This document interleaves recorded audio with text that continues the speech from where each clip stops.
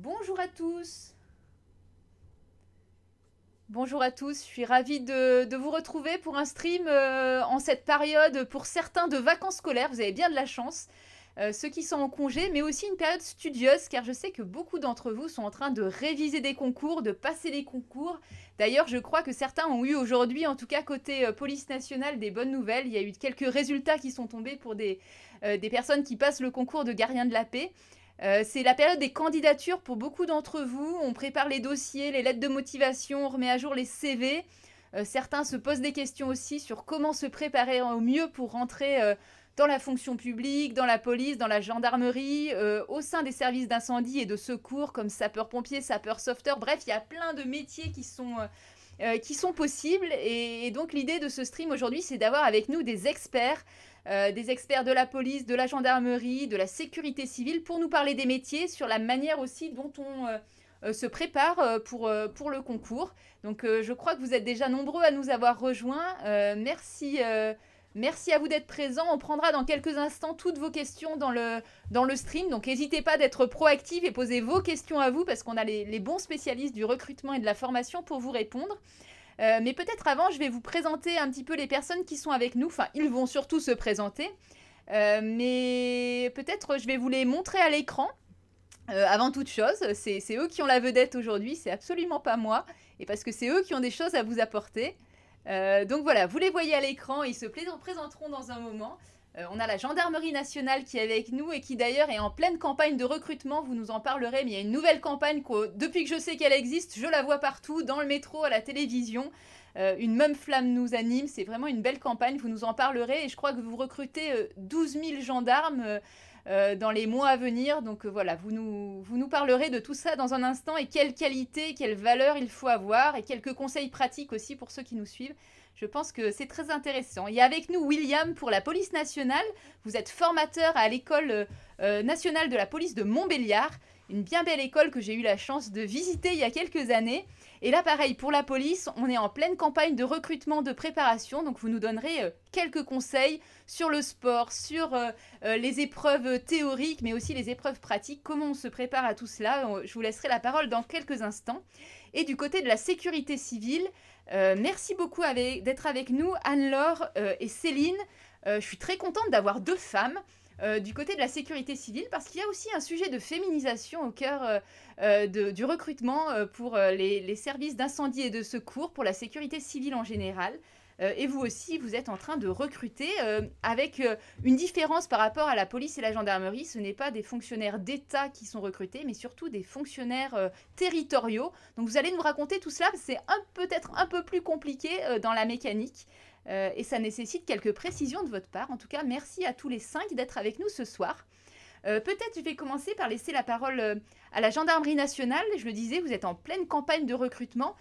Quel type de profil vous recrutez pour la gendarmerie nationale et est-ce qu'il y a quels concours sont ouverts actuellement et où est-ce qu'on peut s'inscrire? Oui, donc bonjour à toutes et à tous. Donc je suis le lieutenant-colonel Traon, adjoint au bureau du recrutement, des concours et des examens à la direction générale. Et je suis accompagné de Florian qui va se présenter lui-même d'abord. Alors moi je suis capitaine adjoint à la section du recrutement des sous-officiers principalement. Je vous souhaite une bonne soirée à tous. Donc oui, effectivement, j'espère que tout le monde a vu notre belle campagne qui est sortie dimanche soir. C'est une première pour la gendarmerie d'avoir une campagne télévisée. Donc une campagne de recrutement marque employeur. Donc on a un clip vidéo qui passe à la télé. Nous avons de l'affichage dans les métros.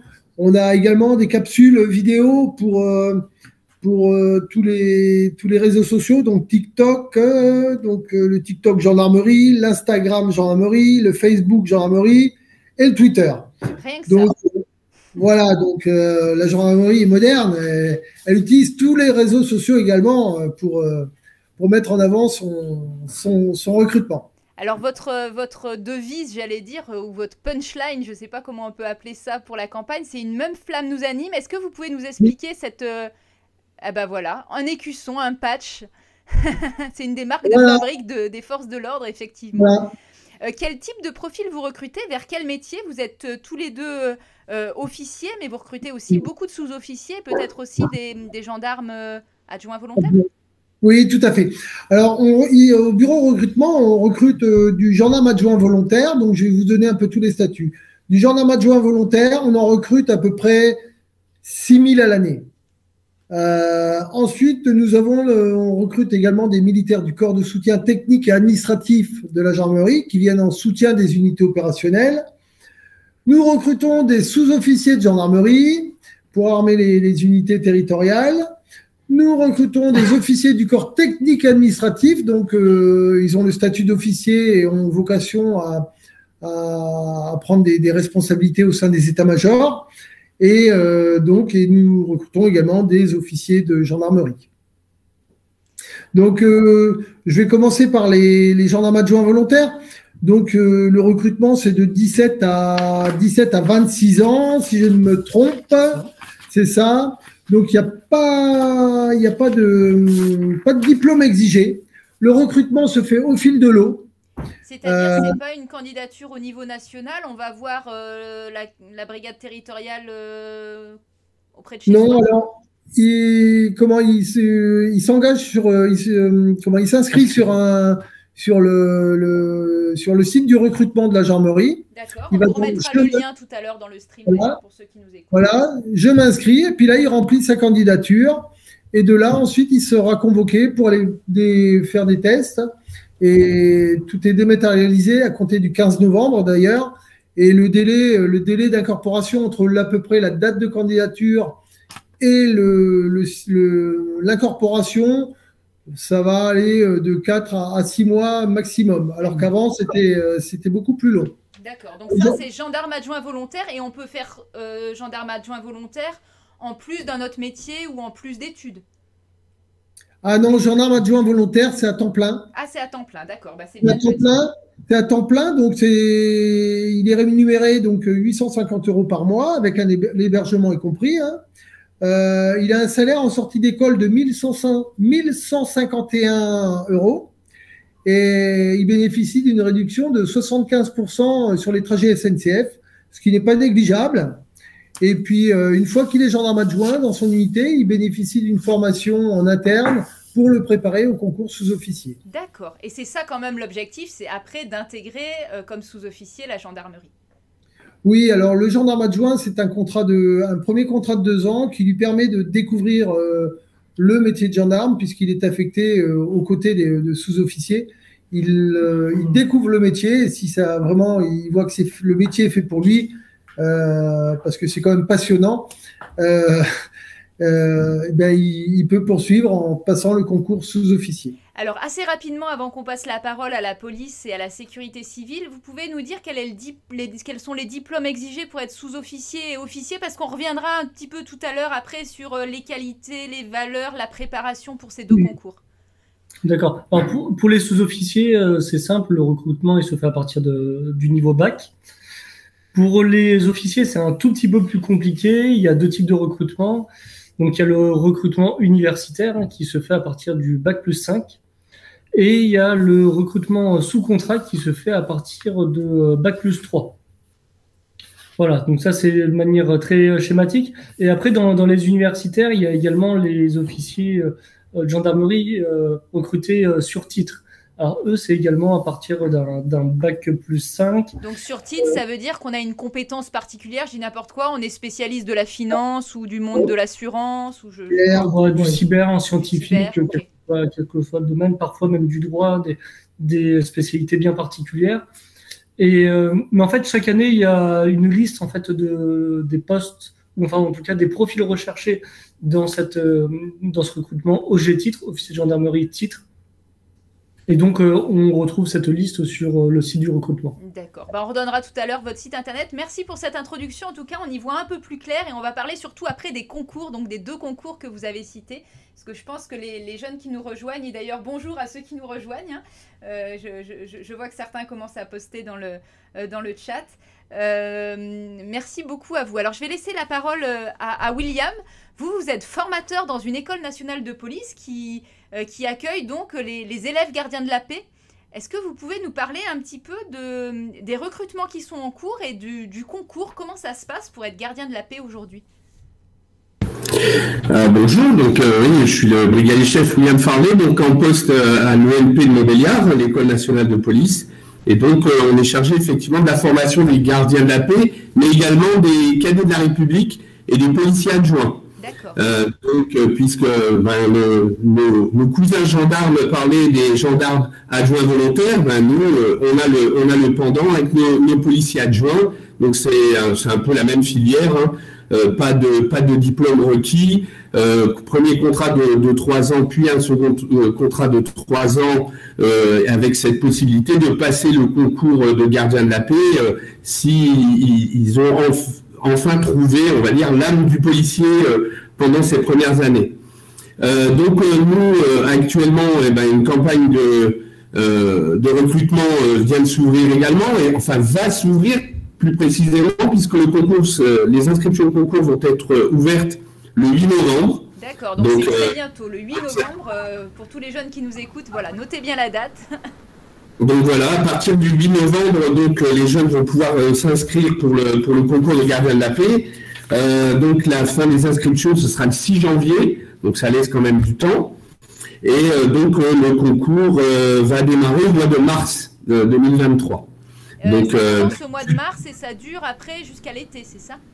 Oui, un petit peu. Alors, ça va dépendre un peu des épreuves et des disponibilités des gymnases, parce qu'il y aura pour le sport, la disponibilité des personnels pour organiser les euros. Mais on va dire que oui, normalement, à l'été, tout devrait être bouclé et on aura une visibilité sur le nombre de candidats.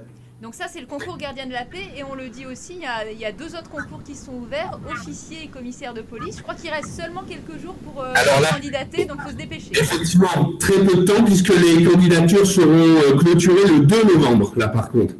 Donc il reste très très peu de temps pour les inscriptions au concours d'officiers et au concours de commissaires. Donc c'est important de le rappeler, et puis on évoquera peut-être certaines similitudes, notamment les épreuves sportives qui sont très similaires, qu'on rende gardien de la paix, officier ou commissaire de police. C'est important, on en reparlera tout à l'heure avec vous, William, merci beaucoup.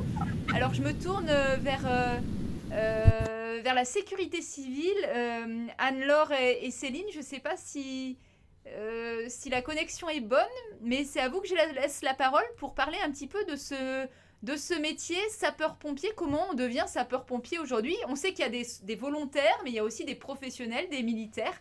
Est-ce que vous pouvez nous en parler un petit peu? Parce que je ne sais pas si les gens connaissent bien les différences. Oui, bonjour. Donc, on va se présenter. Donc, Anne-Laure Foulard, membre chargée de recrutement et membre du bureau des sapeurs-pompiers professionnels. Et je suis en compagnie donc de la lieutenant Patsanello, Céline Patsanello, bonjour.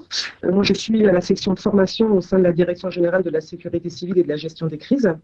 Et je vais vous parler plus particulièrement en fait des formations qui seront dispensées à la suite des concours. Et aussi, bien sûr, des missions, des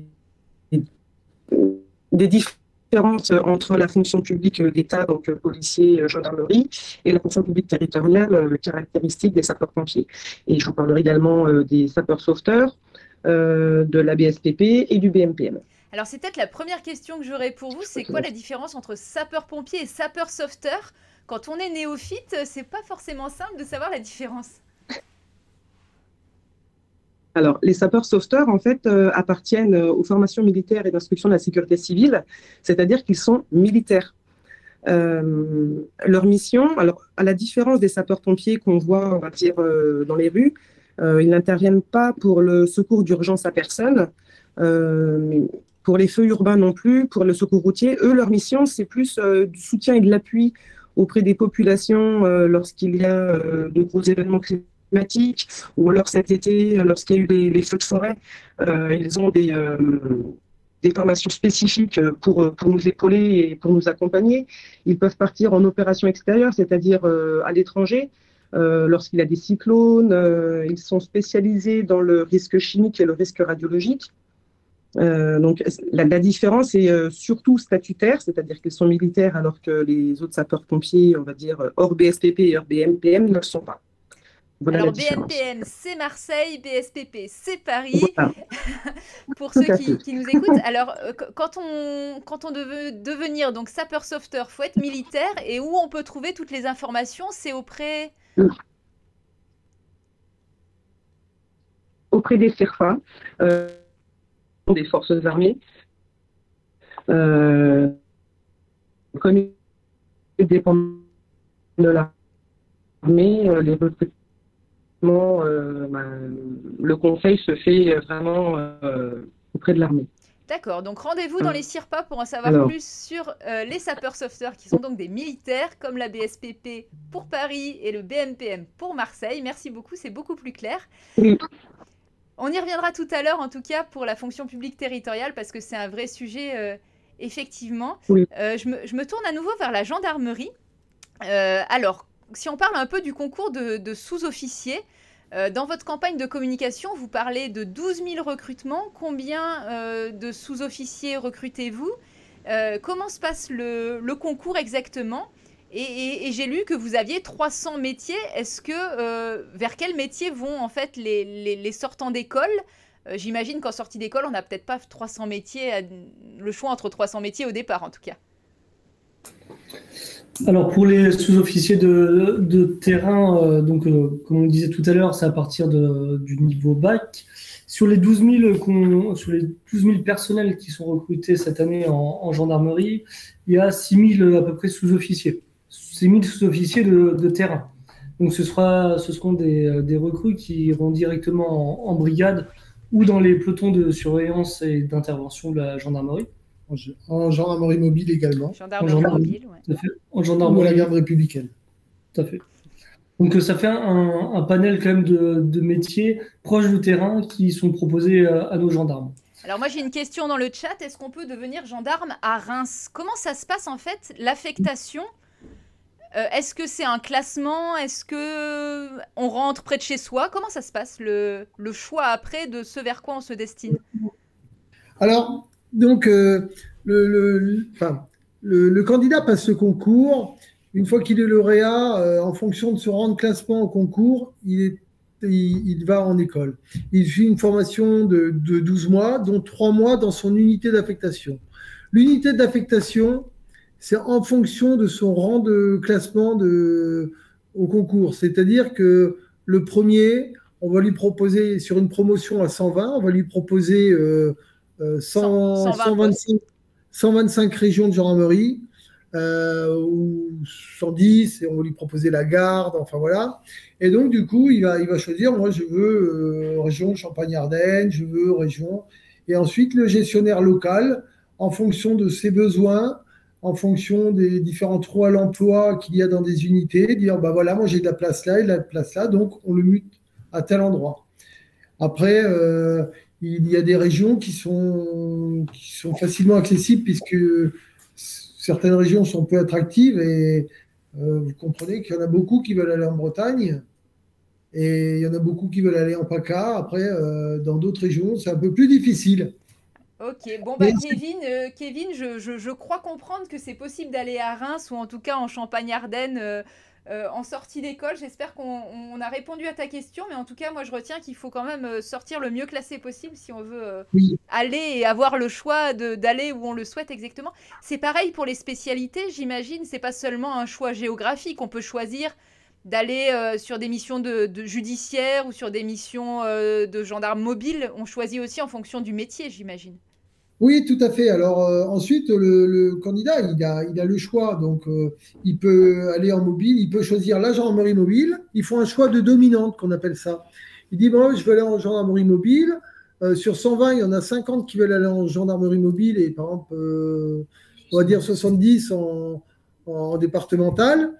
Le gestionnaire au niveau national, là, ici, à la direction générale, on va offrir, si en fonction des besoins, c'est pareil, on va offrir 70 places en départemental et 50 en mobile. Et comme ça, on est à peu près sûr que chacun a sa dominante, quoi.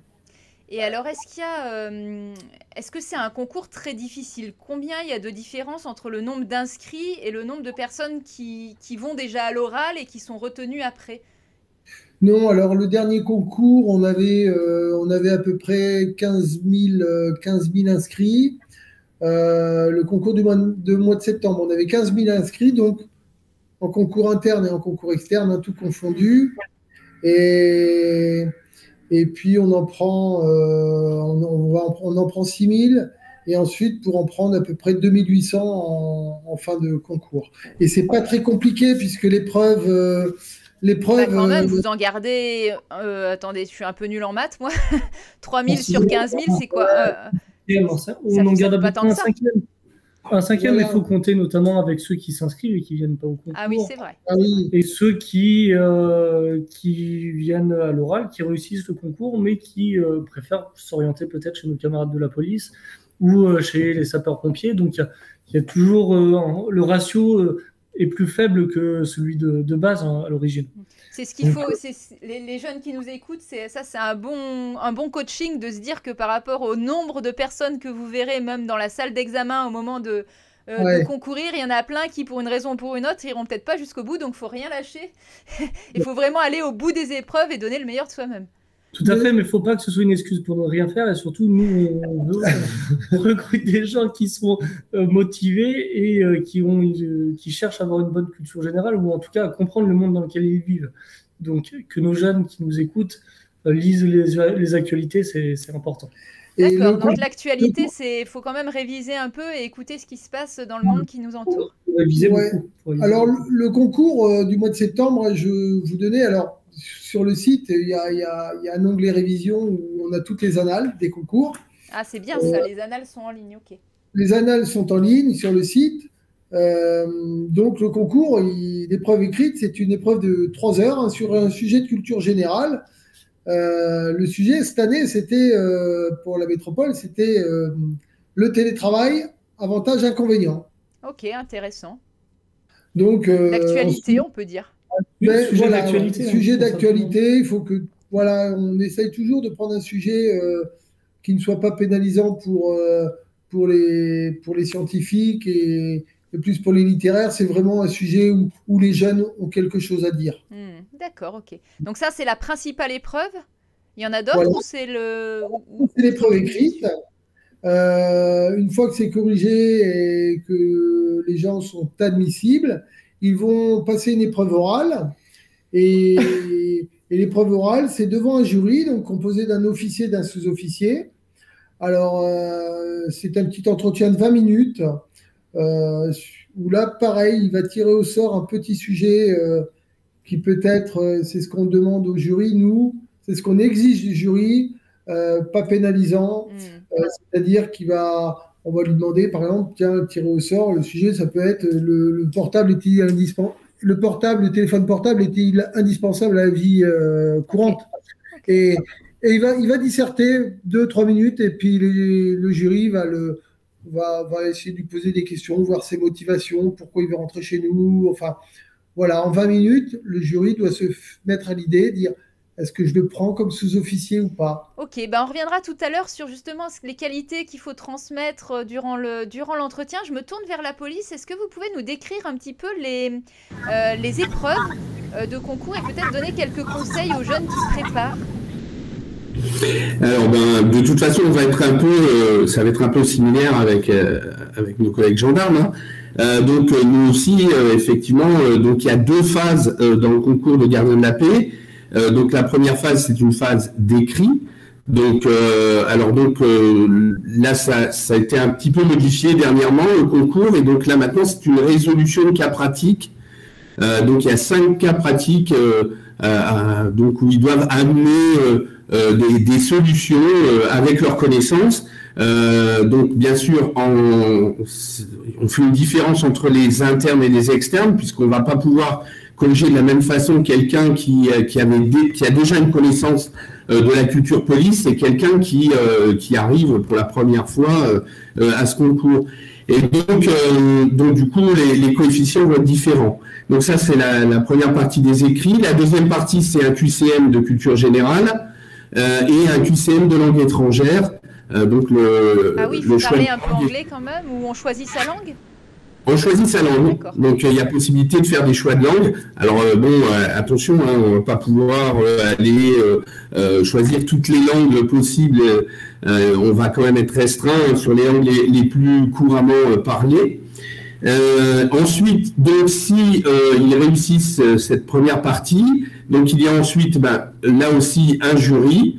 Donc pareil, hein, face à des policiers de tout corps et psychologues, ils vont donc faire part de leur motivation, de pourquoi ils sont assis sur la chaise en face de ce jury, pourquoi ils vont être policiers. Donc voilà. Et ça puis dure il y a combien de temps cette orale pour la police? Pareil, 20 à 25 minutes à peu près, donc normalement on dit 20 minutes, mais des fois ça déborde un petit peu. Moi-même je fais partie des jurys gardiens, et donc quand on est face à ces jeunes, on veut quand même les écouter et savoir pourquoi ils sont là. Donc il ne faut pas se dire avec la montre, 20 minutes c'est terminé, au revoir. Il y en a qui ont envie de faire part de beaucoup de choses, et il faut les écouter. Et ensuite, dernière épreuve, il y a le sport. Donc 2 épreuves sportives, donc le TECR, donc plus connu sous le nom de Luc Léger, hein, les jeunes connaissent, c'est le fait de courir entre les 2 bips et puis ça accélère petit à petit, et puis un parcours d'habilité motrice, donc avec différents éléments à franchir, donc dans un temps donné. Et donc là, ensuite, il ne restera plus que la visite médicale avant l'incorporation en école de police. Ça en fait des étapes, hein. Donc c'est bien que les jeunes aient en tête chacune des étapes, et il faut réussir à chaque fois, passer à l'étape d'après. Oui, mais tout à fait, hein, mais c'est voilà, c'est là où on voit justement leur investissement. Hein, on va pas recruter comme ça simplement sur la tête en disant voilà, entrer, c'est un métier alors pour moi très passionnant, tout comme je pense celui de gendarme, mais c'est un métier difficile. Donc il faut que les jeunes sachent que voilà, c'est difficile, et donc il faut qu'ils soient bien dans leur tête. Alors il y a Kevin qui nous demande, est-ce que c'est possible d'être réserviste et gendarme? Alors je sais pas Kevin, si tu veux dire réserviste de la gendarmerie et gendarme, ça je pense pas que ce soit possible. En revanche, réserviste de la police et gendarme, je pense que c'est des choses qui peuvent exister, même si c'est quand même hyper chronophage, parce que vous faites déjà de votre travail et en plus vous remettez ça sur votre temps libre. Donc, ouais, ça va je être pense savoir que c'est possible, mais je sais pas si je le recommanderais. Comme le lieutenant-colonel tout à l'heure, c'est un travail à temps plein. Donc c'est compliqué d'aller d'un métier à l'autre. Hein. Je suis assez d'accord. Je pense que faire les deux, ça peut durer un temps, mais au long cours, c'est quand même peut-être un petit peu compliqué. Et puis, ça doit être un beau casse-tête pour les agendas après et les temps de repos. Mais si je peux me permettre, Camille, ça c'est tout à fait. On a beaucoup de policiers qui viennent sur leur temps de repos et de vacances renforcer les rangs de la gendarmerie dans le cadre de la réserve. Dans l'autre sens, je ne sais pas si c'est aussi fréquent, en revanche, des gendarmes qui font de la réserve dans la police. Ça deviendra le cas. Mais voilà, attention quand même, je pense que ça peut être très fatigant aussi. Alors, je me tourne un petit peu vers la sécurité civile pour que vous nous parliez des concours qui existent pour devenir sapeur-pompier professionnel, donc aller travailler dans cette fonction publique territoriale et dans les services d'incendie et de secours qui sont positionnés au niveau des départements. Est-ce que vous pouvez nous en dire un petit peu plus, et les niveaux scolaires aussi et universitaires qu'il faut avoir? Oui, bien sûr. Donc, comme vous l'avez dit au départ, Camille, notre modèle de sécurité civile, il est basé notamment sur les sapeurs-pompiers volontaires. Donc, au niveau des sapeurs-pompiers, on a à peu près 80% de sapeurs-pompiers volontaires qui sont dans les services d'incendie et de secours et 20% de sapeurs-pompiers professionnels. Et donc, pour devenir sapeur-pompier professionnel, quand on n'est pas du métier, donc on a 3 voies d'accès, une en non-officier et 2 en officier. Donc la première, donc sur les non-officiers, c'est le concours externe de caporal. Donc là, pour pouvoir en fait s'inscrire donc à ce concours, il nous faut le candidat doit être titulaire d'un CAP ou BEP, voilà. C'est le premier niveau. Ensuite, pour les concours d'officiers, donc les 2 voies d'accès depuis l'extérieur, c'est lieutenant ou capitaine. D'accord. Pour les lieutenants, il faut être titulaire d'un bac+2. Oui, bac+2, DUG, voilà, diplôme universitaire. Et puis pour les capitaines, donc il nous faut une licence. D'accord. Un bac+3. Bac Voilà. +3. C'est les principales conditions pour entrer en externe. Et alors, Ça, les étapes du concours, après, comment ça se passe? Et donc, les étapes du concours. Donc, pour les 3 concours, on a 3 phases. D'accord. Donc, on a la phase d'admissibilité, donc des épreuves écrites, une phase de préadmission avec les épreuves sportives et une phase d'admission qui sont les épreuves orales.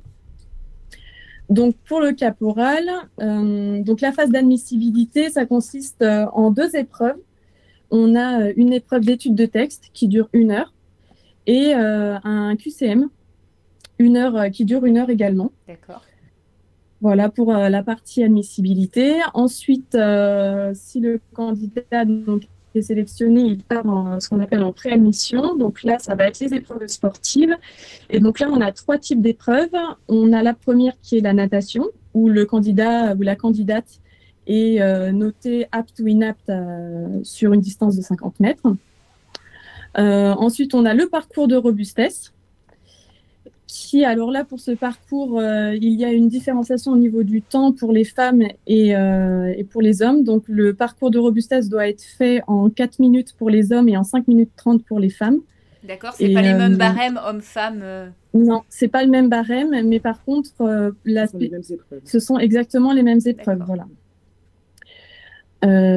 Et ensuite, la 3e épreuve de sport, donc c'est le lutte léger. Et là, idem, on a un barème différent que l'on soit un homme ou une femme. Puis enfin, donc l'épreuve d'admission, donc l'oral. Là, le candidat ou la candidate donc sera en oral devant le jury pendant une quinzaine de minutes avec 5 minutes de présentation.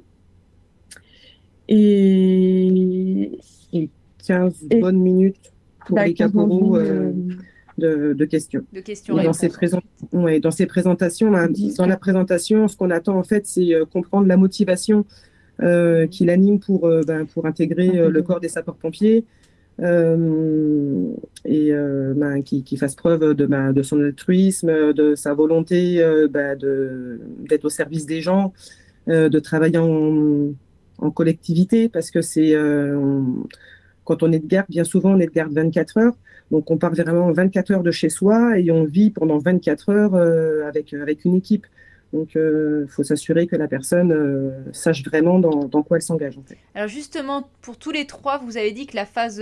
Moi, je retiens qu'il faut réussir à franchir la phase de l'écrit. Donc, faut réviser, faut travailler, faut lire les annales, faut se documenter. Le sport, on en reparlera peut-être tout à l'heure. Mais quels conseils vous donneriez aux jeunes pour passer l'oral? Est-ce qu'il faut s'entraîner devant un miroir? Comment faut s'habiller d'ailleurs? Est-ce qu'il faut... vraiment répéter les choses ou au contraire parler avec son cœur? Est-ce que vous avez un peu de conseils à leur donner? Pour le volet sapeur-pompier, il faut qu'ils sachent en fait dans quoi ils s'engagent. Donc il faut qu'ils connaissent au moins un tout petit peu la fonction publique, les 3 corps de la fonction publique, territoriale, État et hospitalière. Le fait aussi comprendre le fonctionnement de la France aussi, parce que on travaille pour la France, donc c'est quelque chose qui est intéressant. Qui puisse alors sur sa présentation la réciter. Alors c'est vrai que c'est pas forcément évident de faire un oral. La réciter comme une récitation, c'est vrai que c'est pas très naturel et c'est pas donné à tout le monde de pouvoir exposer des points de vue sans pour autant réciter. Mais il faut qu'il prépare quelque chose quand même. Il faut quand avoir même un peu mûri sa réflexion et avoir un peu peut-être écrit quelque chose ou... Tout à fait. Oui, d'accord. Oui. Et d'ailleurs, je précise donc pour les concours externes, au niveau de l'oral, donc les candidats ont à remplir une fiche individuelle où dans cette fiche, justement, ils expriment leur motivation à entrer dans la profession de sapeur-pompier. D'accord. Donc déjà, il y a une démarche aussi, voilà. On les a fait réfléchir en fait. Voilà, exactement.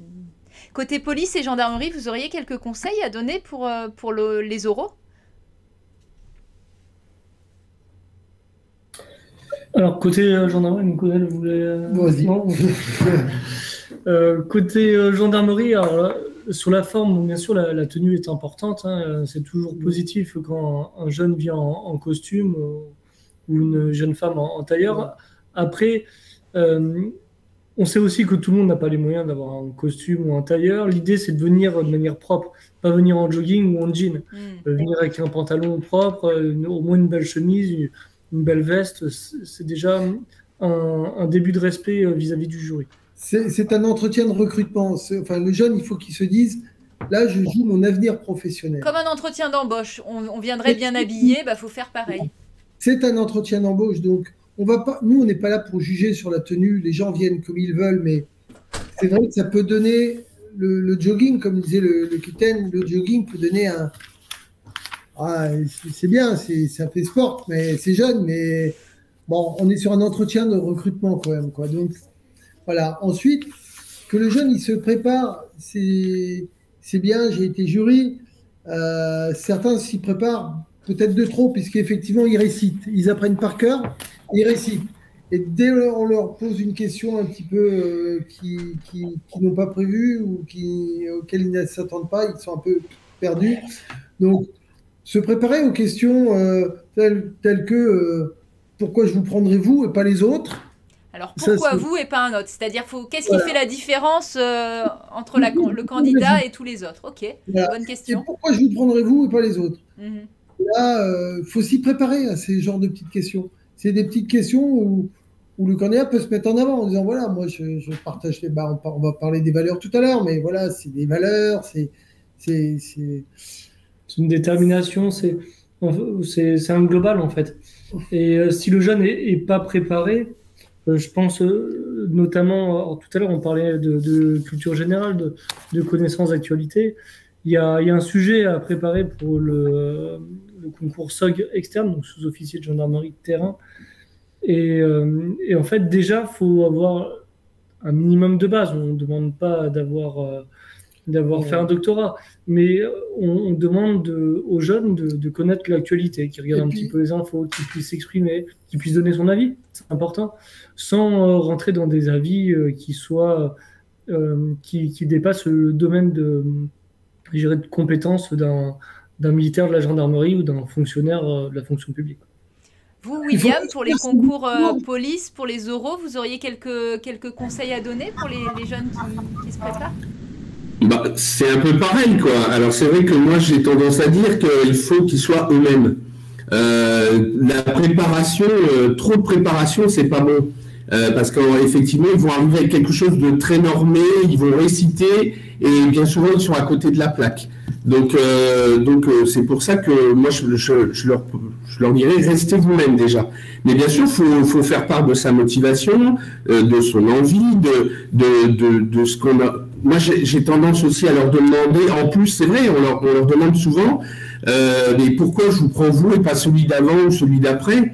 Et aussi, j'aime bien savoir comment ils envisagent leur avenir, quoi, aussi dans la police. Savoir comment ils se voient dans 10 ans, quoi, et qu'est-ce qu'ils ont vraiment envie de faire. Alors, bien sûr, ceux qui arrivent tout de suite en nous disant je vais être au raid, à la BAC et tout ça, c'est très fréquent, et on ne rentre pas directement au raid et à la BAC. Il faut déjà faire ses armes sur la voie publique. Mais c'est bien aussi de savoir ce qu'ils ont envie de faire, pourquoi ils sont là. Donc, alors après, sur la tenue, ou à s'être projeté dans leur je suis un petit peu moins exigeant. C'est vrai, dans la police, le costume et le tailleur, on ne le demande plus trop. Mais être propre, bien sûr, mais être eux-mêmes. Alors moi, je veux bien qu'un jeune vienne en costume, mais je vais lui demander pourquoi il porte le costume. Si c'est quelqu'un qui vient, par exemple, des métiers de la sécurité, ils ont l'habitude d'être en costume pour travailler et tout ça, donc ça pose pas de problème. Mais maintenant, c'est plus trop d'actualité, le tailleur et le costume. Alors donc, moi, je préfère qu'ils soient eux-mêmes. Et les jurys, actuellement, on fait les formations dans les jurys et on nous demande justement de les accueillir comme ils sont, tout en restant, bien sûr, dignes, propres, il n'y a aucun souci là-dessus. Alors merci beaucoup, je vais prendre quelques questions dans le chat, puis après on fera une petite pause et on reviendra avec d'autres questions, mais là il y en a pas mal qui sont posées. Une question pour la sécurité civile, quand ont lieu les concours pour les pompiers professionnels et où est-ce qu'on peut trouver toutes les infos? Donc les prochains concours justement, donc pour le caporal, ce sera début d'année 2023. Ok. l'ouverture du concours. Et pour ce qui est donc du capitaine, on a donc une ouverture de concours qui sera fin d'année 2022. Donc là, il pour faut être des bac plus épreuves 3. écrites en 2023. D'accord. Et on peut trouver où ces informations-là? Et donc, toutes ces informations, donc pour ce qui est des officiers, voilà, pour ce qui est des officiers, ce sera le site du ministère de l'Intérieur. D'accord. Et on est en cours d'élaboration d'un calendrier spécifique pour les caporaux et les autres concours internes, disons, de sergents, sur le site du ministère de l'Intérieur. Mais sinon, donc, les candidats peuvent regarder au niveau des services d'incendie et de secours ou au niveau des zones de défense et de sécurité qui organisent en fait les concours de caporal. Super, bah c'est très clair. Alors, on avait une question pour la police. Je ne sais pas si vous savez nous répondre parce que je crois que c'est des choses qui ont été annoncées, mais je ne sais pas si c'est encore le cas. Est-ce que désormais, on devient officier de police judiciaire ou est-ce qu'on passe les habilitations pour être officier de police judiciaire en devenant gardien de la paix? Alors, oui, effectivement, c'est une réforme sur la nouvelle scolarité des gardiens de la paix. Et donc, les premières promotions en école qui vont essayer sont celles qui sont actuellement en formation. Donc, la 266e promotion, qui sera la première promotion à faire donc le premier module de formation d'officier de police judiciaire en école. Donc ensuite, dans la deuxième année, lorsqu'ils sont en FAP, en formation d'adaptation au premier emploi, ils passeront le deuxième module d'OPJ pour une nomination 6 mois après leur titularisation. D'accord, très clair. Et une petite dernière question et après on fait une petite pause parce que ça fait bientôt 1 heure qu'on est ensemble déjà et moi je vais aller boire un petit coup d'eau. La dernière question que j'ai, qu'on me pose aussi souvent, c'est quelle est la différence entre la police et la gendarmerie et comment savoir si on est plus fait pour l'un ou pour l'autre? Qui se lance? Alors, je vois le camarade qui sourit. La police et la gendarmerie sont au ministère de l'Intérieur. On a des missions pratiquement identiques, c'est-à-dire que la protection de la population, les interventions, enfin voilà. La police intervient beaucoup, alors le statut de fonctionnaire. Nous, on a la gendarmerie a le statut, alors je réponds pour la police, excuse-moi, la gendarmerie a le statut de militaire. On a le statut de militaire et on a alors le gendarme après est militaire, donc il peut être envoyé en OPEX sur les théâtres d'opérations extérieures et on couvre à peu près 95% du territoire. On retrouve la police nationale surtout dans les grandes agglomérations, Est-ce qu'on vit en caserne quand on est gendarme? C'est une question qui est posée souvent. Est-ce que c'est le cas tout le temps ou seulement parfois?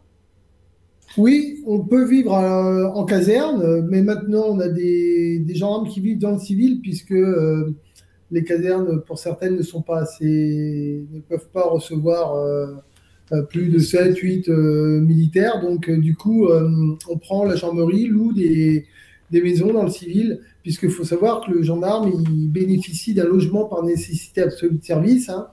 C'est-à-dire qu'il ne paye pas de loyer. D'accord. Donc c'est entre guillemets un logement de fonction qui est un sacré avantage au niveau de la gendarmerie. Côté police, comment vous voyez les choses? Qu'est-ce que vous conseilleriez à un jeune? Quelle qualité particulière il faut avoir pour être policier? Faut aimer la banlieue, faut aimer vivre en ville?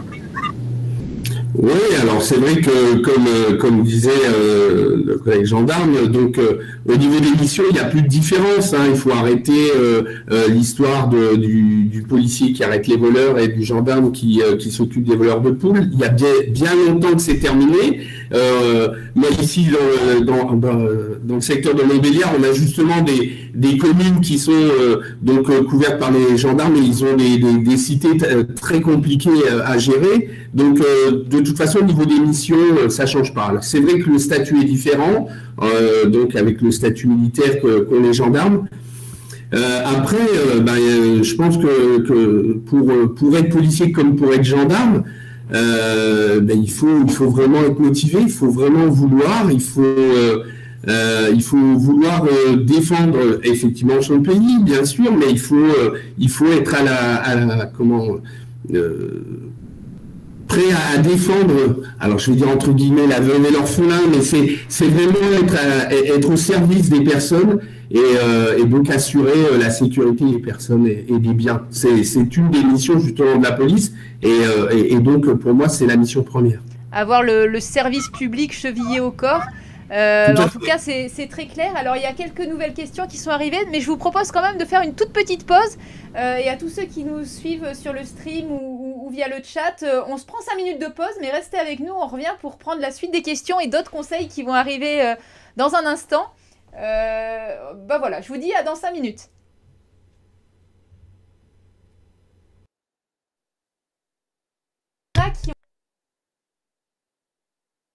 Une question pour les sapeurs-pompiers.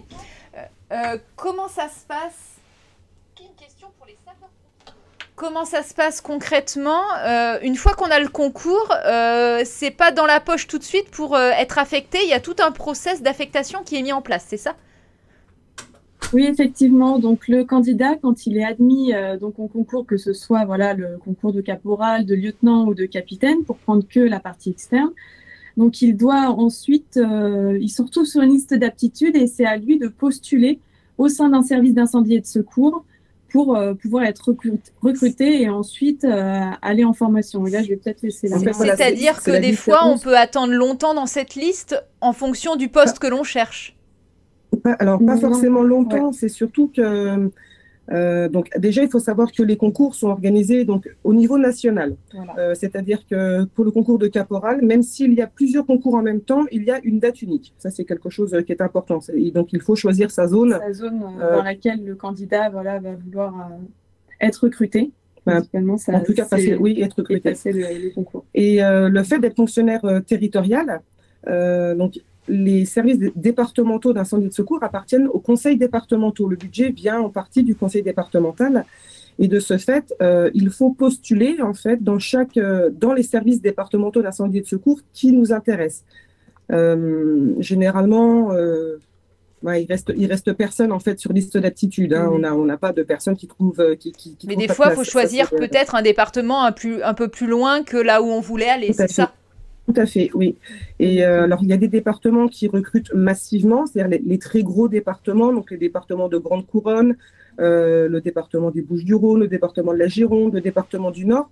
Tous ces départements qui sont de très gros départements, lorsqu'ils recrutent, font des recrutements massifs. Les autres départements vont recruter 10 ou 15 personnes à la fois, 20 maximum, mais il n'y aura pas des gros recrutements. En même temps, c'est peut-être là où il se passe le plus de choses aussi, d'aller dans ces départements-là. La Gironde, on l'a vu cet été, heureusement qu'il y a beaucoup de sapeurs-pompiers qui sont affectés là-bas. Oui, tout à fait, oui. C'est vrai que pour faire ses armes, commencer par un gros département, ça peut être intéressant. Ça, je suis d'accord avec vous. Et c'est une fois que l'on trouve en fait un département dans lequel on est embauché que l'on commence sa formation. Et c'est pareil pour les officiers. À la différence qu'il existe une seule école pour les officiers qui se situe à Aix-en-Provence, qui est l'École nationale supérieure des officiers de sapeurs-pompiers. Qui est magnifique. Moi, j'ai eu la chance de la visiter. Oui. Il y a des terrains d'entraînement phénoménaux où on peut mettre en conditions réelles. Donc, voilà, c'est vraiment assez fantastique. Peut-être une question, puis après, j'aurais un peu la question équivalente pour la gendarmerie. Est-ce que vous conseillez de commencer comme sapeur-pompier volontaire pour découvrir un peu plus le métier, pour déjà s'engager tout en préparant le concours? Est-ce que c'est une bonne idée ou pas? Si on est intéressé par le métier, bien sûr que c'est une bonne idée, parce qu'on peut effectivement voir si c'est quelque chose qui nous convient, parce que bien souvent, on se fait une image du pompier. Certes, nous intervenons donc sur les incendies, mais les incendies ne représentent que 7% de notre activité. La plus grosse activité est le secours à personne. Donc, il faut quand même en prendre compte. Et au-delà de ça, au niveau du concours de caporal, il y a 2 voies d'accès. Et Anne-Laure va vous expliquer les 2 voies qui existent. Oui, donc spécifiquement pour le concours de caporal, on a une voie en fait qui est spécifique pour les externes purs et une autre voie pour les sapeurs-pompiers volontaires. Donc à ce niveau-là, justement, pour ce qui est donc du concours externe pur de caporal, le candidat doit être seulement titulaire donc d'un diplôme de niveau 3, ce qui équivaut à un CAP ou un BEP. Et pour ce qui concerne le concours spécial SPV, donc sapeur-pompier volontaire, Là, on a en fait la nécessité pour le candidat d'avoir la qualité de sapeur-pompier volontaire et une ancienneté de 3 ans dans cette activité de sapeur-pompier volontaire, en plus d'une formation initiale de sapeur-pompier volontaire. D'accord, c'est intéressant. Et en fait, dans le chat, il y a un peu la question un peu transposée à l'identique pour la gendarmerie. Est-ce qu'on peut commencer dans la réserve de la gendarmerie et ensuite passer le concours de sous-officier? Et comment ça se passe? Est-ce que c'est un transfert ou est-ce qu'on recommence tout à zéro, en fait? Non, alors effectivement, on peut débuter par un contrat de réserviste au sein de la gendarmerie. Et au bout d'un an, s'il voit que les missions lui plaisent, qu'il a envie de passer le concours sous-officier, il en a tout à fait la possibilité. Et il peut passer, s'il est titulaire du bac, il passe au concours sous-off externe. Et s'il n'est pas titulaire du bac, 1 an de réserve, il passe au concours interne. Et là, il peut très bien réussir le concours. Au bout d'1 an de réserve, on peut passer le concours en interne, c'est ça? Voilà. Mais il faudra, pour être sous-officier, même si on n'est jamais, il faut passer le concours. C'est catégorie B, donc c'est un concours et on est obligé de passer par le concours. Qu'il faut réviser, vous l'avez bien expliqué tout à l'heure. Voilà, il faut quand même bien se préparer si on veut avoir toutes ces chances. En tout cas, c'est très intéressant. Alors, du côté de la police, est-ce que vous pouvez nous en dire un peu plus sur la formation après qui attend nos élèves gardiens de la paix une fois qu'ils ont eu le concours? Je crois que maintenant, c'est 12 mois d'école, c'est bien ça? Alors, effectivement, la formation en école est de 12 mois, mais la réforme de la formation des policiers, des gardiens de la paix, donc menée par M. Lutz, notre directeur central, fait que maintenant, cette formation est de 2 ans. Donc 24 mois. Il y a 12 mois effectivement en école et 12 mois dans le service d'affectation. C'est ce que je disais tout à l'heure, c'est la FAP, la formation adaptée au premier emploi, où il y aura encore des modules à valider durant cette année. Donc la première année en structure, dans une des 10 structures de la police nationale sur le territoire. Donc la formation, un premier module initial qui va les mener au départ pour voir les différentes situations auxquelles ils peuvent être confrontés, donc relations police-population, interpellation, contrôle routier, contrôle d'identité, etc., etc. Ensuite, un stage de 3 semaines dans un service, dans une circonscription de sécurité publique du territoire. Et puis un retour à l'école pour cette fois-ci un socle avancé où on va avoir des spécificités. C'est là qu'on se spécialise ou pas? Ou c'est là qu'on se spécialise ou pas? Non, c'est pas. On va pas se spécialiser. On va avoir quelques spécialités. Alors notamment par exemple en violence urbaine. Il va y avoir le TDM, donc le tueur de masse et tout ça. Donc ce ne sont pas véritablement des spécialisations, mais ce sont des modules qu'il faut valider avant d'être vraiment affecté sur le terrain.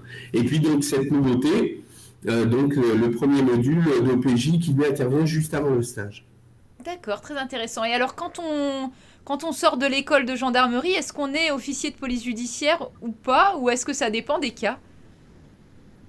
Alors pour la gendarmerie, non. À même titre que la police nationale, donc les nouvelles formations, il y aura des modules. C'est encore en phase d'études et de conception, mais les conditions vont changer effectivement. Il y aura des modules police judiciaire au sein de la formation, mais et puis ensuite sur une formation enseignement à distance, et les gens passeront l'OPJ. Mais c'est en cours actuellement, en cours de refonte. D'accord. Alors j'ai aussi une question. D'ailleurs, si vous en avez dans le chat, n'hésitez pas. Sinon, dans quelques minutes, on conclura. Moi, j'avais une question sur la féminisation. Côté police et gendarmerie, je sais que les métiers sont de plus en plus féminisés. Des fois, même 50% de la promotion sont des femmes, ce qui est chouette. Est-ce que vous avez une attention particulière? Est-ce qu'il y a des spécificités particulières pour les femmes en école? Et du côté des pompiers, comment ça se passe? Est-ce que vous cherchez à féminiser? Est-ce que c'est à l'identique ou est-ce qu'il y a des spécificités? Alors effectivement, on cherche également à féminiser, mais il faut savoir que ça ne fait que 46 ans que les femmes ont le droit d'être sapeurs-pompiers. C'est pas mal, mais c'est vrai que ça fait pas si longtemps. En fait, ça fait vraiment pas très longtemps. Et de fait, alors. Surtout pour monter en grade, en fait. Mais on peut rentrer, alors, donc, soit par le rang, soit directement en officier. Donc on a deux voies possibles, hein, bien sûr.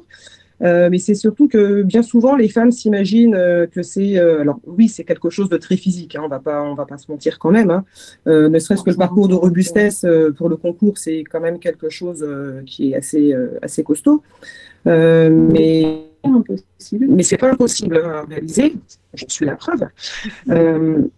Et c'est pour ça que j'encourage soit à passer le concours, soit déjà devenir sapeur-pompier volontaire pour bien comprendre ce que c'est.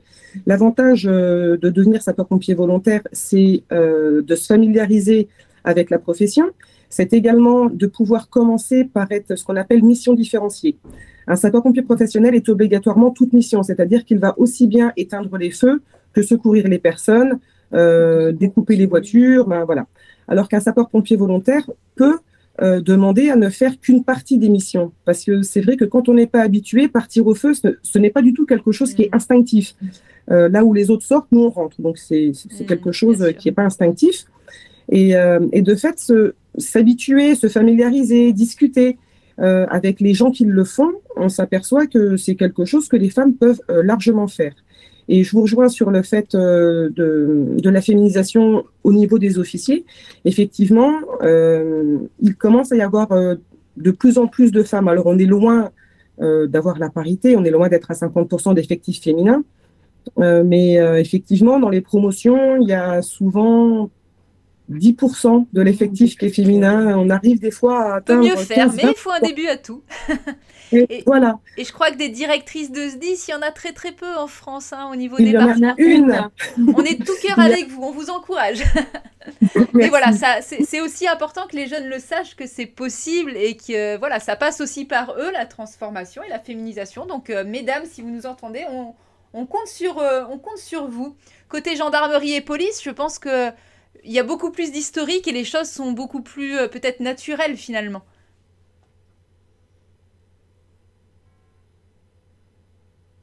Donc pour la gendarmerie, donc la féminisation, alors moi j'ai pas les dates, mais je me souviens dans les années 80. Ouais. Les années 80, donc ouais, il y a un peu de 40 temps. ans. Mais, ensuite, on est sur concours, donc les corrections sont totalement anonymes. Tout est dématérialisé, correction anonyme, donc femme ou homme, nous on recrute des gendarmes de sexe masculin ou féminin, peu importe, du moment que la personne est motivée et officier comme sous-offre, comme GAV ou comme militaire du corps de soutien, peu importe, on va regarder les compétences et la motivation du candidat ou de la candidate. Et côté police, la question ne se pose pas, il y a peut-être des spécificités dans la formation ou même peut-être à l'école de police? Non, donc nous c'est pareil, hein. Donc moi j'ai souvenirs, puisque je suis assez ancien maintenant dans la police nationale, donc d'avoir vu mes premières collègues féminines quand j'entrais en école, donc ça date des années 83, et donc là c'est pareil, hein, le concours est totalement anonyme, donc il n'y a pas de plus de filles ou plus de garçons, nous on recrute des gardiens de la paix, et des gardiennes de la paix, puisqu'on féminise aussi le nom. D'accord. Et donc, après, en formation, elles suivent exactement la même formation. Alors, certes, il y a des barèmes au niveau du sport qui sont un tout petit peu différents, mais c'est là la seule différence. Au tir, dans le stand, il n'y a pas d'hommes et de femmes, il y a des policiers. Et dans les équipages, après, c'est pareil, il n'y a pas de distinction, homme ou femme, on est policière, policier. Nous, en plus, à Montbéliard, la directrice de l'école est une femme, la chef de circonscription est une femme, la chef du service SVP à Montbéliard est une femme. Bon, la médaille sera remise à Montbéliard voilà. Sur la féminisation aujourd'hui, très clairement. Alors, j'ai une autre très bonne question, je trouve, dans le chat, parce qu'on me l'a déjà posée.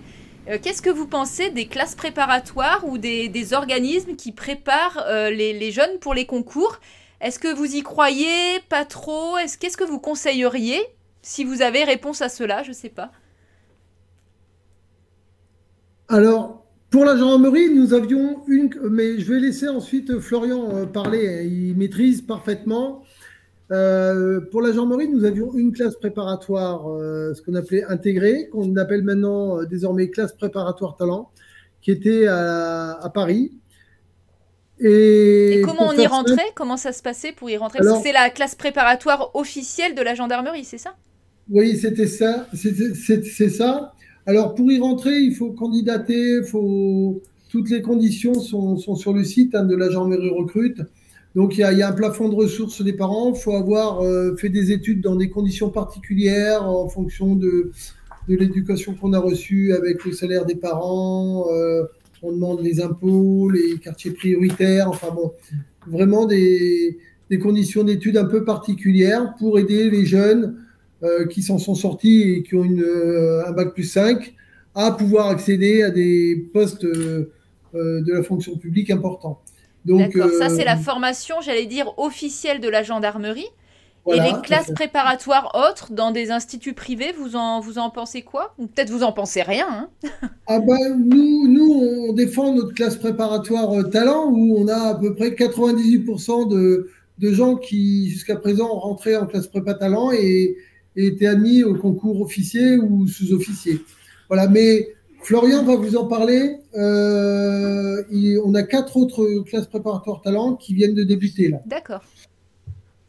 Oui, tout à fait. Alors, on a également des classes préparatoires sous-officiers qui se font essentiellement sur critères sociaux, mais également sur critères géographiques. C'est-à-dire si vous habitez dans un village isolé, dans un quartier de reconquête républicaine, bah, vous serez en fait prioritaire pour pouvoir rentrer dans une des 6 classes préparatoires sous-officiers qui s'établissent au niveau métropolitain. Et bientôt au niveau... Alors, c'est dans quelle ville? On a déjà les villes? Alors, deux têtes. Il y a Rennes. C'est le formateur qui est interrogé. Ça, c'est bien, ça. Donc, Rennes, ok. Alors, je vous parle que des classes préparatoires sous-officiers. D'accord. Alors, les classes préparatoires sous-officiers, donc il y a Rennes, Metz, Villeneuve d'Ascq. Donc, dans le sud de la France. Marseille. Après Marseille. Et Clermont-Ferrand, me semble-t-il. Ok. Quoi qu'il en soit, vous pouvez retrouver également ces informations sur le site de la gendarmerie recrute, c'est important. Et alors, à noter que ces classes préparatoires sous-officiers, elles sont extrêmement flexibles, puisqu'en fait, c'est 15 journées de préparation. C'est des journées de préparation qui se font sur un nombre déterminé de semaines. Mais entre la période du mois de mars, donc une période d'inscription, et jusqu'au mois de décembre, le début des oraux. D'accord. Et l'idée durant ces 15 journées, donc, qui se font essentiellement le samedi, c'est donc de découvrir la gendarmerie, de se préparer aux écrits, de se préparer aux oraux, et également d'avoir un entraînement physique important en sport pour être prêt le jour J. D'accord. Côté police, vous avez aussi des classes préparatoires intégrées ou... Non, ça c'est un dispositif que nous n'avons pas.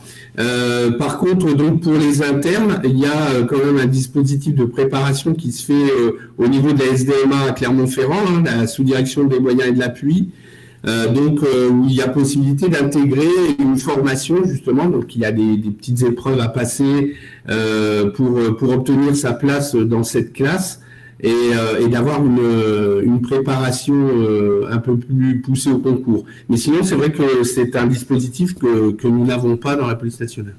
Et qu'est-ce que vous pensez des préparations dans le privé? Vous pensez que c'est une bonne chose? Peut-être pas trop, parce que vous disiez qu'il fallait rester soi-même, c'est ça? Ouais, alors ces préparations, je vais dire que je suis un peu partagé. Il y a des boîtes privées qui font ces préparations, soi-disant au concours de gardien de la paix, et on a eu quelques jeunes qui sont venus après ces préparations, et en fait, alors je vais pas dire que c'est une arnaque, mais presque quoi. On les a préparés pas comme il fallait quoi, et donc ils arrivent très formatés, et justement ça fonctionne pas après à l'oral. Et c'est pour ça que je suis assez sceptique et je dis attention à ces boîtes qui fleurissent et qui promettent monts et merveilles. Côté pompier, ça existe ces formations, ou alors chacun se révise par lui-même ou avec l'aide de personnes pompiers déjà dans le métier? Comment ça se passe? Alors là, pour le coup, pour les pompiers, donc on n'a pas de prépa spécifique pour préparer donc les concours externes de sapeurs-pompiers.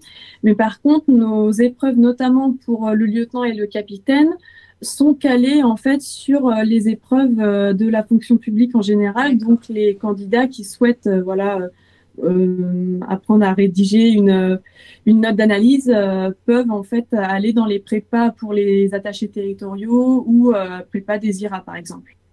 D'accord, ok, c'est très clair. Ben écoutez, je crois qu'on a fait le tour des questions dans le stream. Je regarde une dernière fois le chat, mais je vois rien de nouveau, sauf si quelqu'un a une question. Sinon, je vous laisse à chacun la parole pour un petit mot de la fin, peut-être redonner notamment les sites internet que ceux qui nous écoutent, puis il fallait récupérer les derniers conseils et les dernières informations. Alors, pour les sapeurs-pompiers, le site internet pour les concours des officiers, c'est donc le site internet du ministère de l'Intérieur. Je renvoie vers les centres de gestion. Vers les centres de gestion compétents pour les concours.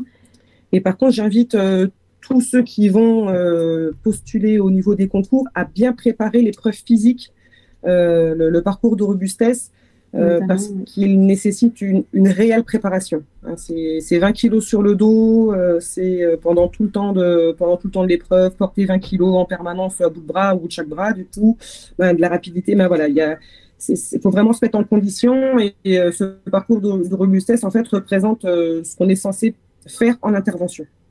Et c'est notamment le cas donc, pour le concours de caporal où la préadmission est coefficientée 4. Donc, c'est un gros coefficient pour la partie sportive.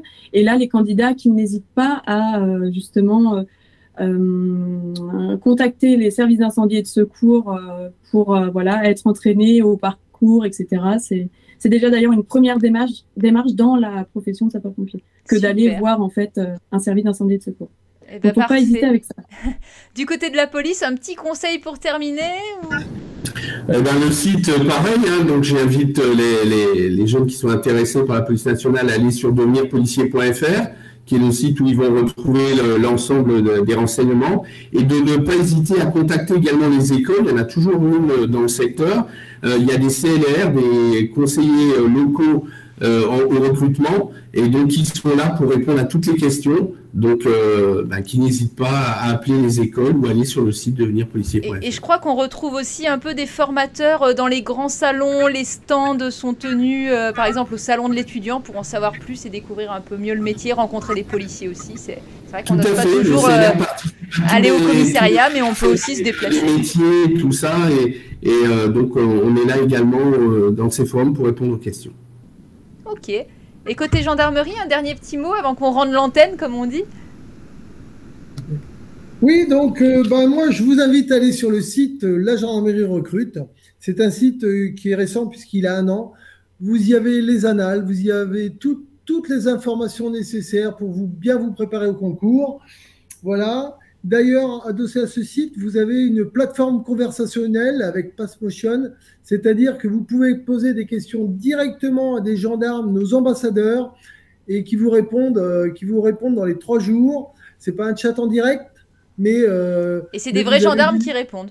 Ce sont des vrais gendarmes qui répondent. Ça va du GAV jusqu'à l'officier, de l'officier cyber pour celui qui veut poser une question cyber. Voilà. Donc, n'hésitez pas. Et si je m'adresse aux jeunes, du coup, les gens disent que vous ne pensez qu'à vos potes, mais nous, on appelle ça l'esprit de corps. Puisqu'une même flamme. Ça, je crois que vous copiez la campagne, là. Voilà. Bon, en tout cas, merci à tous les 5 d'avoir pris un moment ce soir pour échanger en direct avec les personnes qui étaient intéressées. Merci de nous avoir suivis. J'espère que ce stream vous a intéressé. Puis vous pouvez le retrouver en ligne pendant quelques temps. Je vous dis à très bientôt. Bon courage à tous ceux qui sont une fois de plus dans les candidatures, les lettres de motivation, les concours. On pense bien à vous et en tout cas, vous vous trompez pas. Ce sont des métiers fantastiques au service des autres. Donc continuez, ne lâchez rien. Et puis on espère vous croiser au détour d'un couloir du ministère de l'Intérieur ou dans une brigade territoriale, dans un commissariat, dans une caserne. En tout cas, ça sera un grand plaisir que vous rejoigniez notre belle et grande maison. À bientôt. Oui.